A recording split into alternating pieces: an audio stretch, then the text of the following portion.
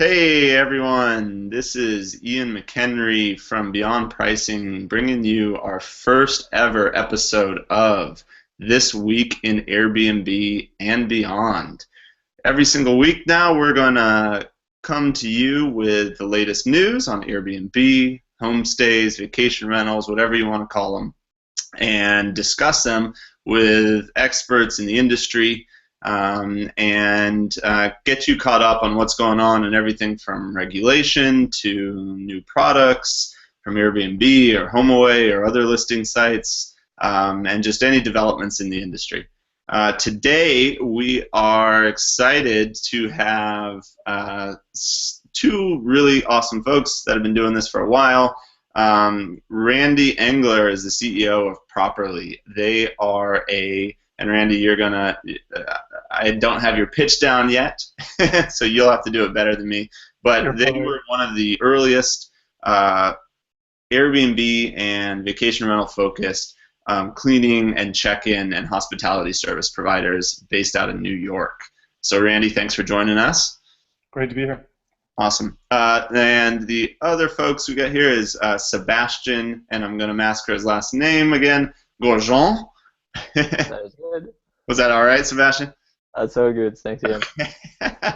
And he is CEO of BookingSync, which, and I know there's a lot more to it, but basically if you have your listing on multiple sites, or if you want your own web page and your own booking widget, you should definitely check out BookingSync. It helps you manage all your reservations and guests in one place, sync all your calendars, and a lot more that I'm definitely not including here.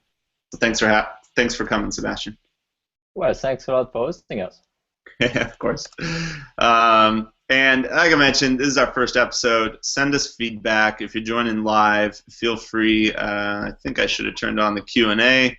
Feel free to send us questions, and send us feedback. You can always reach me at Ian@Beyond Pricing. I think Randy's just Randy at Properly, and Sebastian is just Seb at BookingSync.com. Now I've given out all your personal emails, so expect a flood of junk mail. Awesome. Cool. All right. Well, we'll just jump right into it. Again, the format, we're just going to go through a bunch of the news that we have here that's coming up from this last week. And let's start it off on a light note. Airbnb just released a new ad campaign called Mankind, and they aired it. This ad I think they first aired it on the ESPYs right after the Courage Award. Really interesting ad. It's gotten a lot of buzz. Randy, what do you think about the ad? And tell our audience sort of what goes on in this ad if you've seen it. I like the ad, despite a lot of the comments and feedback I've seen on message boards and out there in the interweb. But it's got a shot of a baby walking through a hallway, and it's got this sort of deep-voiced woman and narrating it, and I think what they're trying to go for is this very touchy-feely, get to know your host, get to know your space, and everyone hold hands around the world. I think it's there's some parts of it I think are a little creepy, because I really believe that there should be some separation, that guests want a separation between the realities that somebody actually lives in the space all the time. Yeah. And so I think I can see why people think it might be a little creepy when they mention things like sleep in their beds to know their dreams. That gets a little too close, I feel like. But I think overall I like the sentiment. Yeah. Yeah. Do you think people give Airbnb like too much crap? For it almost feels like that, and you've talked, I know, with a lot of the folks there, and both the founders and as well as Chip all seem to they really seem to feel very passionate about this and about this kind of bigger mission of Airbnb. do you think the media is a bit too, and at least and maybe not even the media, but maybe the Reddits and the and the trolls out there, do you think they're a bit too harsh on Airbnb for, for really kind of buying in to the whole idea of them being just about, sleep sleeping in other people's beds, but really kind of living their lives? Do they need a little bit more slack on that? I don't know. I think that Airbnb, they're all big boys over there. They're big, right? And when you're big, you attract a lot of great positive attention and a lot of negatives. And I think what will happen eventually, if this all works out according to plan, and they can build this massive idea of the world sharing their spaces, I think that's a great thing. It's a super aspiration to have as a company, and but I know you're always going to have your vocal minority out there, the detractors that, they ran the same thing when they rebranded. And we're always going to take it on the chin in the beginning, but so far they keep delivering a great product. And so I know it's going to have its detractors like anything, but I think the media sometimes is a little silly with some of this stuff. Yeah, it's an easy story. And so this kind of goes into this broader topic, which is interesting. And when we were trying to kind of name this, we said This Week in Airbnb, because Airbnb is really sort of the best known, and they've done a ton, for this space now. But Airbnb is it's multiple things, right? It is this, it's staying in a place with somebody, truly kind of home sharing, and it's also staying in someone's place while they're away, right? And you are, kind of still staying in someone's real place. But then also they now are moving a lot into sort of vacation rentals and traditional vacation rentals, where it's a home that's purely used for short-term guests. And that's really, that's common. That's how you generally stay when you're in places like Lake Tahoe, and definitely a lot in Europe, Sebastian. What do you think, Sebastian, by background, remind everyone, what's your experience with vacation rentals, right? Remind me again, you managed a bunch in Greece. Tell the audience kind of your background there. Yeah, so for the little story, I'll try to keep it short. My parents used to do that for 25 years, right. So to manage properties directed for vacation rentals. So they was built to be rent for short-term rentals and for guests to enjoy the holidays. Then I made my own path, and I joined them on this experience when I was in Greece. So that was 9 years ago now. Yeah. So first to deal with the customers that basically didn't speak free, and then I took the business to a different scale. So I took over the business for 4 years. We ended up booking like 30% more than anyone else. So for sure, a lot of different owners around the area asked that we follow their properties and how to drive more bookings and so forth. Yep. And really, that's what brought BookingSync finally. It was just a tool set that we was using for us, that I had to make for my own needs, so that I opened up, and that became used pretty spreadly, pretty widely. So yeah, now we are a bit in over 110 countries. So yeah, it's been quite a journey already. It's still a lot to go. Yeah. Yeah. But so your parents spent 25 years managing vacation rentals. What do you? How do you think kind of vacation rentals are different than do they? Let's say this. Do vacation rentals match this kind of ethos that Airbnb right now is expounding about staying in and having a local experience in that? Like, do those align, or are they fundamentally different? No, to me they're perfectly aligned. Yep. The difference is actually pretty thin. A vacation rental is, to me, some property that is dedicated for holiday rentals. So you expect guests to come in, and when there's no guests, there's actually no owners living in. That's the most common case. In reality, some of these properties out of season are already as the owners go back to. That happens as well.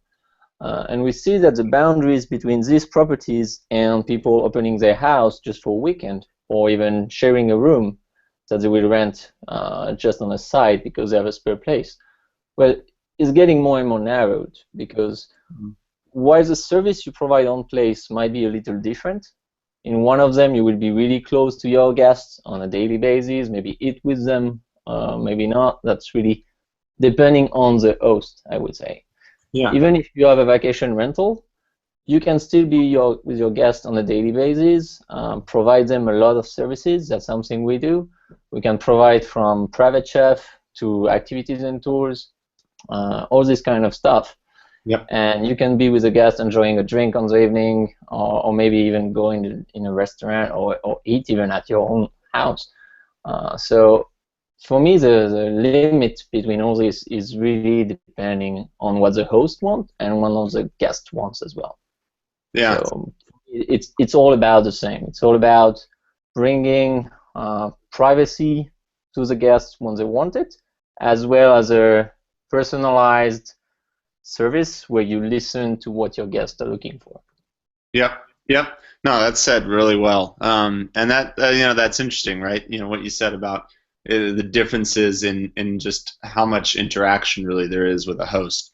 And it doesn't matter whether or not it's a vacation rental with managers who are locals and they're the ones providing that kind of personal local touch, or whether or not it's the actual owner themselves, right? Mm-hmm. Right. Well, what about let's move on news here a little bit, but related. People, especially in San Francisco, Airbnb has sort of become a noun, right? Like it's like Kleenex to describe a tissue. And I know, especially talking to investors and whatnot as a startup, you guys probably run into this too, where a lot of investors don't, at least San Francisco ones, you have a probably broader reach, Sebastian, don't realize the broader world beyond Airbnb. And what we saw interesting is that there's a bunch of inroads now, and some of these major channels that listed hotels before are starting to break into short-term rentals. And there's a piece of news today from Booking.com that they just started listing homestays. And so Booking.com, which is, if people don't know it, Priceline owns them. It's a $50 billion company. It's bigger than Airbnb. Randy, what do you think this means with Booking.com really kind of starting to seemingly to make inroads here, or do you think that wasn't really that was just a different tag on their existing listings? What do you think about that? First, I think that short-term rentals are not going away. Yeah, they've been around formally or informally through Craigslist or the classifieds or word of mouth for forever. I think it just happens now that with the advent of Airbnb, a lot of these companies are starting to see massive revenue there that they didn't recognize before, particularly in the urban markets.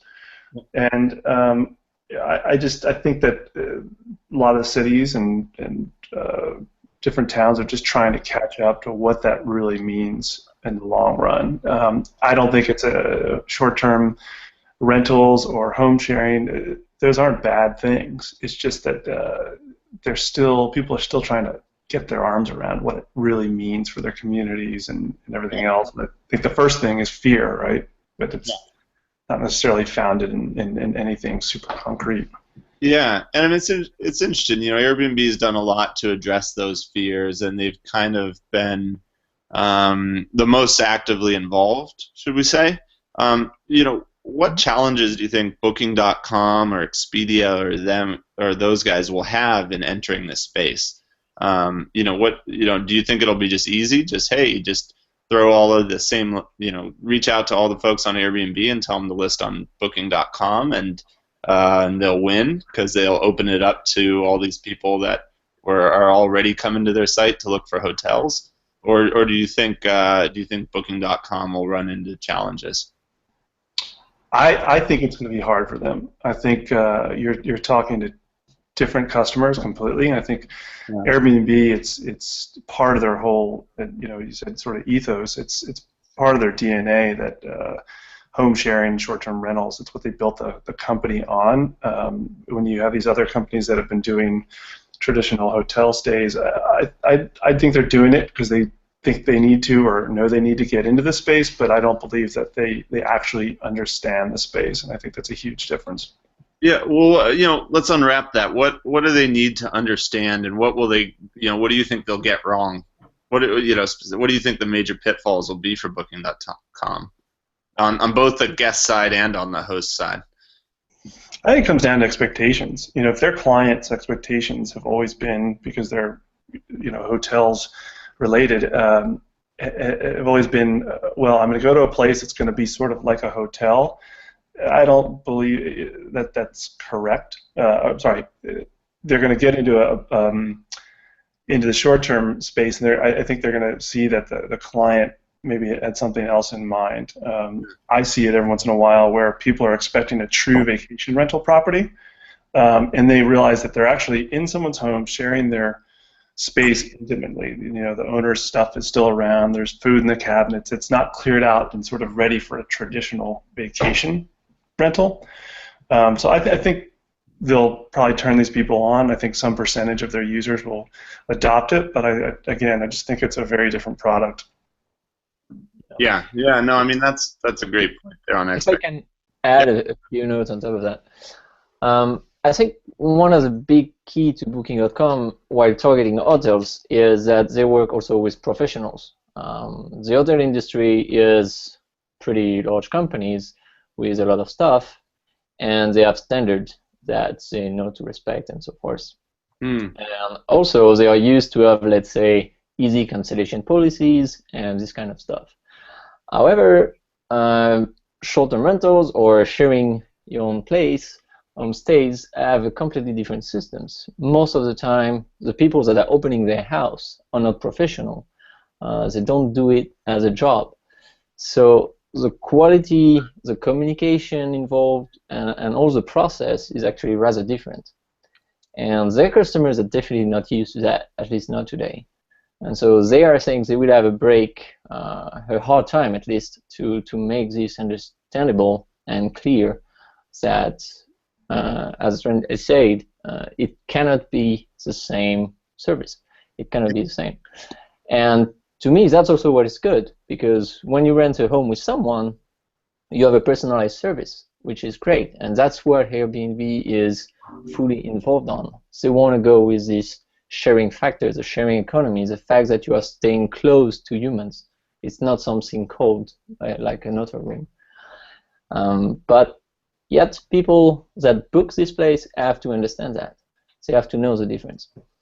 And regarding cancellation policies as well, that's one of the issues that come up often on Booking.com, is you are used to cancel your hotel even one day before without any money.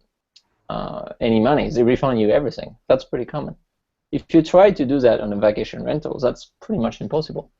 I don't know anybody in the vacation rental industry that have exactly these policies. It's just not common to rebook a full house for, say, 4 couples in the same day. You can't do that. So there is a lot of differences as well on how you manage your inventory and how people are used to book and commit to their booking, that will also have to evolve. And while they are targeting this really hardly, they also made villas.com to be really focused on the vacation rentals. So it's really properties that have a kitchen. That's how they define them. And they're really going hard after this market. But they definitely have a lot on their way to make their customers understand the difference between the different products that they serve. Yeah, I mean, that's a great point, Sebastian, right? And so there is that difference in terms of the professionalism and what you can kind of expect on the one hand, right? Where Airbnb has traditionally been kind of a grab bag, right? Maybe you just get somebody that really knows what they're doing. Maybe you get somebody who just kind of leaves their house and is like, hey, this is better than a hostel. You don't always know those differences. I mean, and then maybe you get one that's cleaned nicely by Proprly, and you get a professional greeting, right? Sure. But that's one of the things that Airbnb does really well. They try to help owners, hosts in this case, do a good job. So they help them with advice, with services that they can do, and then you have Randy with Properly that can be there to assist them as well if they need. And all this kind of ecosystem they have built is not yet ready or mature around a service like Booking.com. So I think that's where they will have some troubles. Yeah, that's interesting. I mean, do you think from the guest side, guests know the differences? You know, like, do guests yet know the difference between a homestay and a vacation rental? I don't think so. Yeah. I don't think they do either. How do you, what do you, how do we change that? Do we need to change that? Is it important that people know the differences? And then, like how, if you were, Randy, let's say if you were at Airbnb and, you know that the platform's going to include, professionally managed inventory as well as individuals, would you make a distinction between professionals and individuals? What would you do if you were in their shoes? Set expectations, right? Yeah, I think it comes down to setting minimum standards. Just like the hotels have, whether you are an individual managing your place and managing a guest, or having it professionally managed, I think the bar needs to be the same. Clean is clean. It's binary. Either it is or it isn't, and that's how the hotels see it. And I think from a guest standpoint, I think you should expect a minimum level of standards in each and every place. I think that's really hard to manage if you're Airbnb. But over time, I think the natural progression is that great hosts, whether they're being managed by those hosts or by professional companies, are going to be pushed to the top of search because they're going to have better rankings, they're going to have better reviews. But I think it comes down to the standards that Airbnb, by way of their hosts, are offering their guests.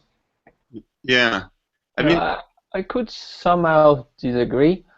Is where standard is really important. I think what's even more important is expectations.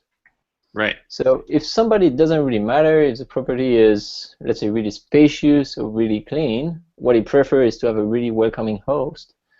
Well, so be it. The only thing that matters is that this is clear. And I think that's what needs to be defined. The problem is that defining expectations through words is not simple. Right. And that's definitely one of the issues, how you define properly what the guest should expect. Yeah, and that's the struggle, right? So we just bought a home in Santa Cruz, by the way, and we're doing monthly rentals, but at the same time, it's an old house, and it definitely isn't up to the standard of some of the the nice places I know Randy at Properly takes care of, and that when we used to run beyond stays that we would, where there's everything works perfectly, right? And there's some apartments where just everything is completely turnkey, and there's other ones that they're lived in, right? And they're just very much so lived in. The grouting hasn't been redone in 5 years, but it's still clean. And there's always this struggle where, maybe it's what Randy says, right? There's a base minimum standard for cleanliness. And then above that, it's kind of distinguishing, is this lived in, or is it or is it not lived in? I don't know. And that's tough. It sounds like, is the answer reviews? Do you think that's it, or do you think it's kind of different categorizations of places based on service, based on, I don't know, any ideas, Randy, on how else you would categorize it? Is just the ratings on Airbnb, the different, those 5 or 6 different categories, is that enough? And I don't know if reviews quite do it. Look at Yelp, right? 100 people may review a restaurant differently than I would on my experience, and just because they may say it's a 5-star experience for them, it may, are they in my peer set? I don't know. It's like Yelp reviews. You can't always trust them, good or bad. And so I think reviews are part of it. I think setting expectations, to Sebastian's point, up front are really a big part of it. And I think also the visuals really play a huge part in making sure that people's expectations are set. All those combined gets Airbnb and anyone who's interested in this space closer to a happy guest and a happy host. I think it's not. I don't think it's any single one. I think it's all of them together. Yeah. Yeah. Package. Yeah. I mean, yeah. To go on this, I think Randy, you went to a point that is really good here. Is the problem we usually have with reviews is that people that made the review are not especially having the same taste that we have, or things like this. And I think that's a really powerful choice that Airbnb did as well, is to link their system with something like Facebook. If you happen to use Facebook and a friend of yours have made a review, you would see that it comes from a friend of yours, and then you have much more chance to know the taste of that person. So that review becomes much more relevant. Definitely this is good, only... Oh, sorry, missed that last bit there, Sebastian. Oh, maybe we lost. High, Facebook, and Hey, Sebastian, sorry, you're cutting out a little bit there. What was that last point you just made? Oh, sorry for that. Where did it cut? All All of it. 30 seconds ago. Yeah. Okay. Yeah, the point was, Are you I think the idea they had to connect reviews with Facebook profiles. So when you are logged in as Airbnb, if you verify your account with Facebook, the good point is that if you go on Airbnb and yourself and a friend of yours have reviewed that property you are looking at, you will see it. And that reviews just get much, much more value because you have more chance to know what that person like and whether it's in line with your own taste. Right. Right. And then what about the experience, though, when you leave Airbnb? How are the other sites, and I'll defer to Sebastian on this, how are the other sites doing on this review side? Are they doing well? As the host? I mean, just like, when you leave Airbnb, Airbnb has a very robust identity and review process.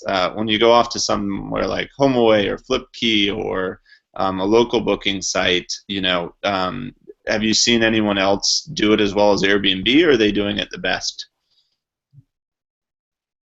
Reviews and do it great. If you see, for example, FlipKey Holiday Lettings, they do that through TripAdvisor. Yeah. That's TripAdvisor review system, which is known to be strong. Yeah. So there is some good things in there.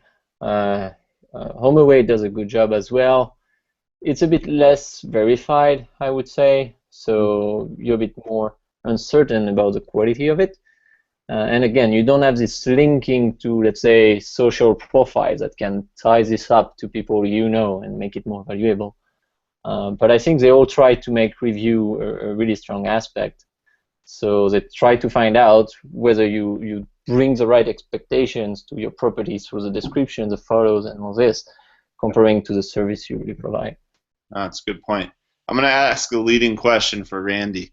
Randy, do you think they should have a field where somebody can denote that their place is professionally cleaned or not? You're asking, it's going to be a very biased answer. I think, of course, for a couple of reasons. And taking Properly out of the conversation, at our home, our vacation home in Maine, we have a professional management service, and I think it does two things for the guests. One is that it provides them with a high level of certainty that those minimal standards are being met and exceeded. Because, listen, everyone cleans their home differently. I clean my home differently than my wife would, and we all have different metrics on what's appropriate and what's not.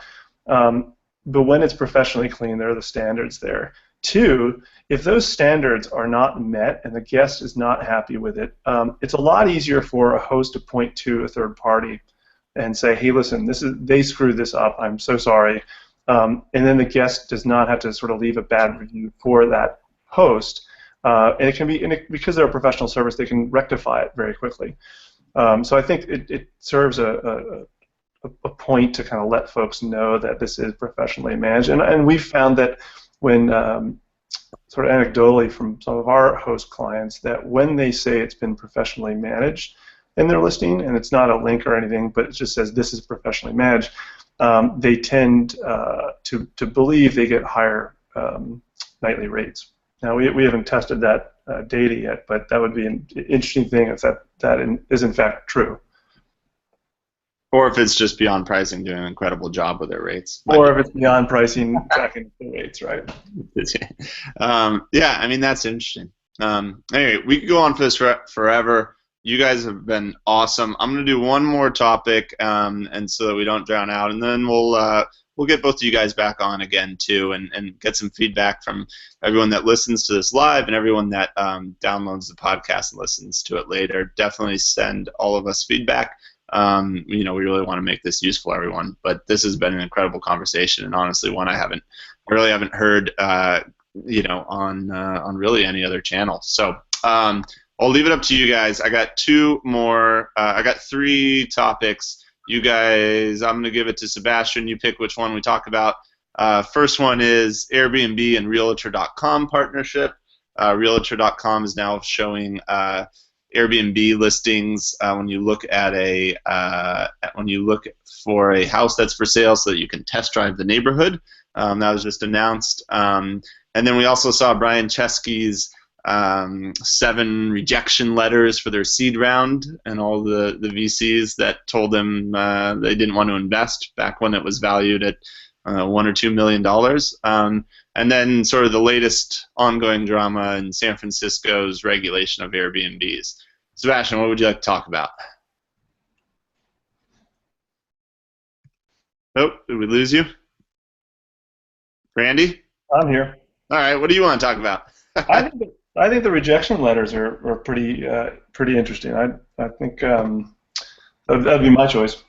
All right, Randy, what was the best rejection letter you've ever received? And then I'll go next from a VC. I think the best rejection letter I've ever received was not a letter. It was just no callback. We just heard nothing, absolutely nothing. Yeah. So that was there were crickets after we had what we thought was a great conversation with this VC. Yep. It was interesting to me. We didn't have any particularly bad no's. I think we ended up actually hearing back from everyone. But I think what was really interesting about these, and I'll post the link now right here, is that they all kind of sounded the same. All the ones that Airbnb got rejection letters from, like, we've heard all the same things, which is, travel's a tough space to invest in. We don't know travel. We don't think the market will be big enough. All these sorts of things. I mean, what do you think, Randy, these VCs are thinking sort of right now as they look back? I think that the smart VCs out there know that some they pick some winners sometimes, and they miss on others. I think that this is one of those sort of vindication posts by a CEO. And if anyone's gone through the process, they know that it's a daunting process. I mean, look at Jeff Bezos. I think he took him 60 meetings to get to their first $1 million from, I don't know, 20 angel investors, each investing 50 grand or something like that. So, depending on where you are in the process, it's just not a lot of fun, and it's a really hard process for anyone. Now, looking back, it's always easy to say, well, we should have done this, or it's hard to know, though. Yeah, I mean, what do you think from the VC perspective? Were the VCs that picked Airbnb, were they smarter? Did they just see a bigger vision, or do you think they just got lucky? I think it's probably a combination of both. are there the VCs out there that are still truly taking a risk? That's the question I have. And some, certainly they looked at maybe the team, they're all designers, other than, when they brought on Nate, but you look at their first iteration and looking back, you're like, wow, they got from there to here. That's amazing. But I don't know. I don't know if it's VC smarts or whatever, or if just it's sort of a herd mentality out there, and not a lot of these guys are true mavericks. Really, they're all looking for a sure thing. I don't know. Yeah, I mean, I would have loved to. I don't know if have they shared like their early pitch decks. I think there actually is an early pitch deck out there if you search it. It's All right. I don't know what captures them, but we'll have to look at that because I imagine and Sebastian, feel free to chime in here too. When you're talking to VCs, you're trying to balance, selling your short-term vision and selling your long-term vision. If they were pitching, this is the future of accommodation, then that would excite VCs about being a big market, right? And we saw this in the rejection letters. People that thought, people crashing on your couch, that's a really tiny market, and they need a huge billion-dollar market. But then if you're saying, we're really passionate about, sharing extra bedrooms, then you get the VCs saying, well, we don't think that's they think that that's not a big enough market. You say the bigger thing, they're like, well, we don't really believe that, and that seems so far away. So yeah, I'd be interested to see how they pitch that. And I've found that I don't know, Sebastian, do you have? I forget if you've raised, if BookingSync has raised money, or if you've disclosed that you have, or if you've had these conversations. But I know we struggled with saying, hey, look, we do pricing really, really well, and showing why that is actually a big idea, versus saying, hey, here's our vision of the world, and here's how we're going to make that happen.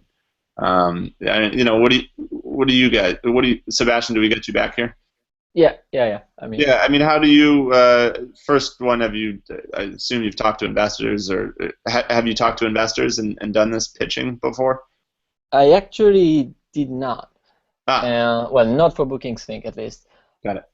And the reason is we have a slightly different philosophy that we saw was not in line with the investors that was out there. Whether it was VC or angel investors, we thought that we're not going to find the right people there for us. Yeah. The reason is we are committed to redistribute from 10 to 50% of our profit for humanitarian, charity, ecology, and such a cause. So that's a big amount of money that we want to put back out there to change things for better and greater. Oh, wow. So the idea is that we use our skills to make a product that is brilliant and people love, are happy to pay for, make profit out of it, and then reinvest it in the community and to improve humanity. And the things way bigger than we could ourselves. Oh, sorry, we're losing you a little bit there, Sebastian. We'll give you a chance to circle back here in a second. I'm going to give you a chance to shamelessly plug your awesome companies if I haven't done so enough already. I mean, Randy, anything else that stuck out to you about Brian Chesky's releasing those rejection letters? I think it just shows also humility to anybody that's been through this process knows how hard it can be. It's a full-time job. No one likes rejection, whether it's dating or friendships or going out and chasing money. So it's tough, and I think it's great that he puts it out there because it also gives other entrepreneurs, sort of the fuel to keep going. I think it's ultimately a numbers game and just finding the right people that believe in you and the team, and that's what he was able to. He and the other founders were able to do with Airbnb. Sometimes you don't find that person, but it seems like obviously they have, and but I think letters like that are great to share because it just shows that hey, everyone goes through this. Yeah, right. I remember his previous, they had the strawberry milkshake or something episode where they were pitching an investor, and he was like sucking on a strawberry milkshake, and he was just so turned off by the pitch that he just got up and left his strawberry milkshake there. Did I tell that one right? It's hilarious. I'm sure that guy right now is mixing heavy amounts of vodka in that strawberry milkshake. Realize that he sort of passed. Yeah, exactly. Well, awesome. This has been a great episode. Great first episode. Thank you guys for bearing with us. Hopefully you guys enjoyed it. Hopefully the audience enjoyed it. Before we wrap up, I'll give you guys anything you guys want to plug here. Randy, anything to plug? Our company is Properly. We're based in Manhattan, and we provide short-term rental hosts all the logistics they need around cleaning and guest check-ins. Perfect. And I'll shamelessly plug that if you go to Beyond Pricing, go to our partners page, you'll find Randy and Properly there, and you can get a nice little discount. Sorry, Randy, losing you money. It's okay. Sebastian, got anything to plug? Nope. All right, well, we'll plug that. BookingSync, also awesome company. Had to be on pricing, too. Sorry to plug that so much. And you can get 50% off your first 3 months, I believe. He's been generous enough to do that to listeners of this podcast and folks that go there. So, Sebastian, hope everything's good there. Thanks for joining us late over in Europe. Enjoy your Friday evening. And for everybody else, have a great weekend. Thanks so much. Thank you.